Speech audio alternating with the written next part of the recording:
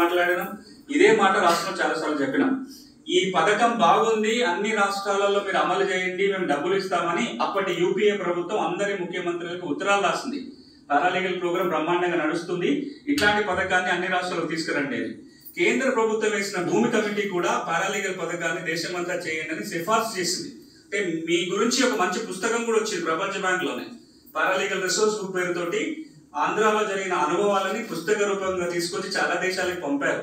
కానీ దురదృష్టం ఏంటంటే అలాంటి పథకం 2014 నుంచి ఇక్కడ ఆగిపోయింది. మీరే పనిచేయట్లేదు కానీ మీ గురించి ఇంకా దేశంలో ప్రపంచంలో వేరే చోట్ల చెప్పుకుంటున్నారు.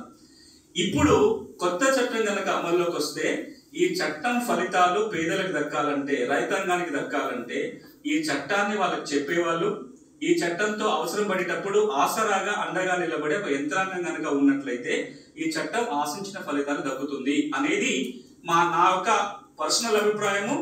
మీ అందరూ కూడా అదే విధంగా భావిస్తున్నారు. ఇక రెండో అంశం ఏంటంటే, ఈ చట్టం వచ్చిన తర్వాత మళ్ళీ అప్పీల్స్ రివిజన్స్ వస్తాయి రెవెన్యూ కోర్టులలో. మనం చూసాం చాలా సందర్భాల్లో అందరూ లాయర్లు పెట్టుకోలేరు అప్పీల్ పోయినప్పుడు కానీ రివిజన్ పోయినప్పుడు కానీ. పేద రైతుల తరపున పారాలీగల్ వ్యవస్థ కనుక నిలబడి ఉంటే వాళ్ళ సమస్యలని జాయింట్ ఎలక్షన్ కలెక్టర్ కోర్టులోనో సిసిఎల్ఏ కోర్టులోనో పరిష్కారం చేయడానికి మీరు వాళ్ళకు సహాయం చేయడానికి ఒక అవకాశం ఏర్పడుతుంది. ఇది రెండో అంశం.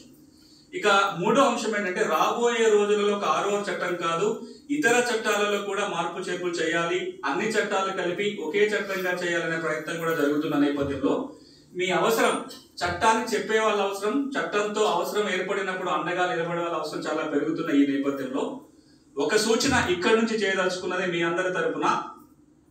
ఏదైతే గ్రామీణాభివృద్ధి శాఖలో ఇంతకు మునుపు మండలానికి ఒక పారాలీగల్, మండలానికి ఒక సర్వేర్ వ్యవస్థ ఉందో ఆ వ్యవస్థ కొనసాగాలి. ప్రతి మండలానికి ఒక పారాలీగల్ ఉండాలి, ప్రతి మండలానికి ప్రయత్నం జరగాలి, అంత యంత్రంగా ఉండాలి.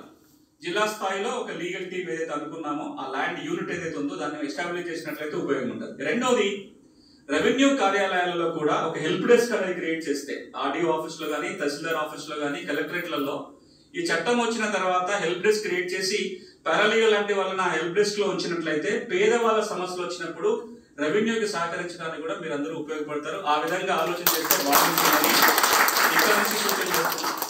ఇక మూడోది ఏంటంటే, రెవెన్యూ డిపార్ట్మెంట్ రీస్ట్రక్చరింగ్ జరుగుతుంది, రెవెన్యూ శాఖని బలోపేతం చేస్తున్న ఈ సందర్భంలో గ్రామీణ ప్రాంతంలో ప్రతి ఊళ్ళో కూడా ఒక రెవెన్యూ అధికారి, భూ పరిపాలన చూసే అధికారి ఉండాలి. ఆ రిక్రూట్మెంట్ చేసే ప్రయత్నంలో 18 ఏళ్లుగా భూముల మీద అనుభవాలు ఉన్న మీ సేవలు కూడా వారు వినియోగించుకోవాలని మీ తరఫున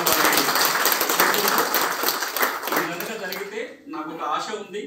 ఈ రోజున ఊరుకు 200 సమస్యలు ఏవైతే ఉన్నాయో ఓ సంవత్సర కాలంలో ఇందులో కనీసం ఒక 70% సమస్యలన్నా పరిష్కారం చేయడానికి అవకాశం ఉంటుంది. ఎందుకంటే ఎక్కువ సమయం తీసుకోను. మీరందరూ ఈరోజు ఎట్లయితే కలిసికట్టుగా ఇక్కడ కూర్చొని పేదవాళ్ళ కోసం వచ్చిన ఒక చట్టం గురించి, రైతులకు చట్టం గురించి మాట్లాడుకుంటున్నారో ఇది మొదటి సమావేశం అనే భావిస్తున్నా.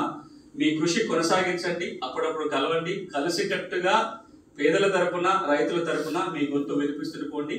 ఈ ఎఫర్ట్ పెట్టిన అందరికీ కూడా, ముందు నడిపించిన మీ టీం లీడర్స్ అందరికీ, ఇక్కడికి వచ్చిన మీ అందరికీ కూడా ప్రత్యేక ధన్యవాదాలు. లచ్చిరెడ్డి గారికి ఇక్కడికి వచ్చినందుకు మీ అందరి తరపున ప్రత్యేక కృతజ్ఞతలు. Thank you very much.